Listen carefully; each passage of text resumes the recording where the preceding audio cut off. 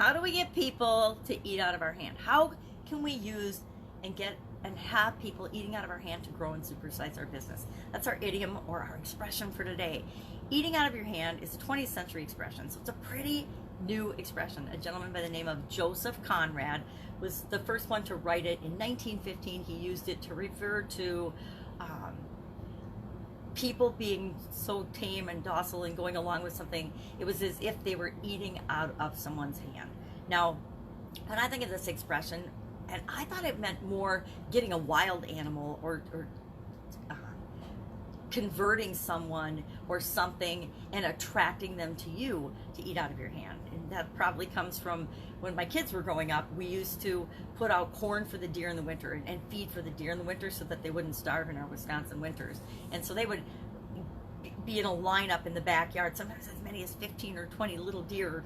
They weren't really little deer, would be in the backyard, right, 5-10 feet away from the windows, because we had a lot of windows on the southern side of our house, and they would be eating and looking at the kids, and they'd actually come up to the window and they'd look in the window of the family room and see what the kids were doing and watch the big TV and things and just see. And so it was a really good experience for my kids. And it's not literally like they were eating out of their hand, but it was like they got an up close and personal look at nature and wild animals: deer, geese, ducks, grouse, coyotes, but I didn't like them in the yard. Turkeys, wild turkeys. We had a lot of wild turkey experiences in the yard.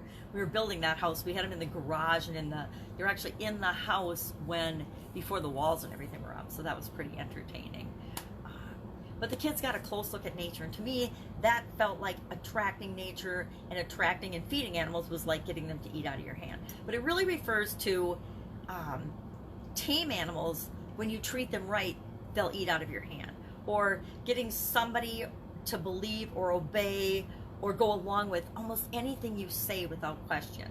Now, to me, that's a little more manipulative, and it seems more contrived than what I thought the meaning of the phrase was. So how do you use any of this and all of this or none of this to grow and build your business? Well, do we want people eating out of our hands? I guess if we're providing value and we're serving them and we're influencing them in a positive way, it's kind of like anything. It can be used for good or it can be used for evil. Power in any way, shape, or form can be used for good or evil. We can gain influence with our customers and with other people and with people in our industry in order to manipulate them and get them to do what we want, or in order to help and serve them. I'm going to vote that we all do it to help and serve them, but that choice is always ultimately up to you. I also used to think that this expression meant the way we interact with, build relationships, and deal with people, especially difficult people. Because guess what? We're all going to run into people that we consider difficult. And I've come to realize, as I've gotten older and wiser and gotten it beat into my brain, difficult is just difficult to me, and in my opinion. Usually, difficult is just another way of saying different. And we tend to struggle as humans with people that are different than us, people that have different beliefs, people that have different experiences, people that display different likes and dislikes and characteristics. We judge everyone. Guess what? The person we judge the most is always ourselves. And the reason we judge other people is because we see something in them that we're really judging in ourselves. Ooh, light bulb moment, right? You mean if I'm judging someone for the way they look, I'm really concerned or judging the way I look? Really? Well, that's kind of deep, so let's not go there. Let's just keep talking about eating out of our hands. Politicians, to me, are an example of a group, generally as a whole. I'm gonna generalize here and say politicians have a tendency to get people eating out of their hands. Famous actors and actresses are another example. Famous athletes, famous singers and musicians and entertainers have a way of getting people to eat out of their hands, meaning their fans, their followers, their tribe, their people that they influence tend to believe and trust everything they say and do. There's a reason that companies hire spokespeople and models and actors and actresses to support and endorse their products.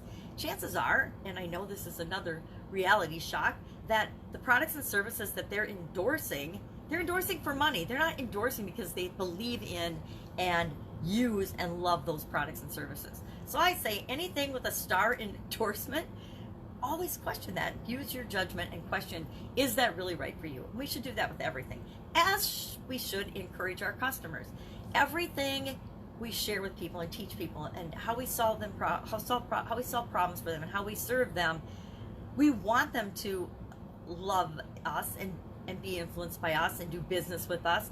We also want them to think for themselves and know that doing business with us is a great thing and it's right for them, because we only want to provide goods and services to the people that they're for. Now, that's another probably radical business belief and thought too, right? Because we've been trained in our thinking and in our lives, hey, I got to get the biggest piece of the pie possible. I have to compete against everybody. There's only so much to go around, so I have to scrap and fight and get my share, get what I want. And there's this false belief that if I'm going to get what I want, then I have to take it from somebody else. It's where you get that win-lose mentality that's absolutely ridiculous in this day and age. But how many people still really, really believe that? They really believe that in order for them to win, they have to beat the competition. They have to somehow beat down other people and put them down. Think of bullies, or because bullies have a lot of influence, right? It's an example of using something in a negative way. There's a lot of companies, there's a lot of business owners that are actually bullies, right? And you can be that if that works for you and that's your business and that's your niche and that's how you want to be. More power to you. But I will contend that the businesses that are going to grow and thrive and supersize, especially going forward in the world that's being created now, are going to be those that aren't manipulating, that aren't lying, that aren't treating people as if they're sheep, or a numbers game. I hate that. It's a numbers game thing. No, it's not a numbers game. Business is about relationships. Even businesses that are business to business. You're not selling to a business or a company. You're selling to a person within that business or company. It's all about relationships. So remember the relationship when you're wanting people to eat out of your hand, and make sure that you're feeding them some food and some information and some services and products that are really good for them and in their own best interest. And you will grow and supersize your business beyond your wildest dreams. Whatever anybody else is doing, it's none of your business. Have a great day. Love to know what you think of this expression, eating out of your hand. If you've had experience with it in a positive or negative way, share in the comments below, because Sharon Horne-Ellstrom, this pajama grandma, and all of the people that listen would love to know as well. Have an awesome day, and I'll of course be with you tomorrow with another interesting idiom. What does it mean? Where did it come from? How might you use it to grow and create the business of your dreams? Have a great day.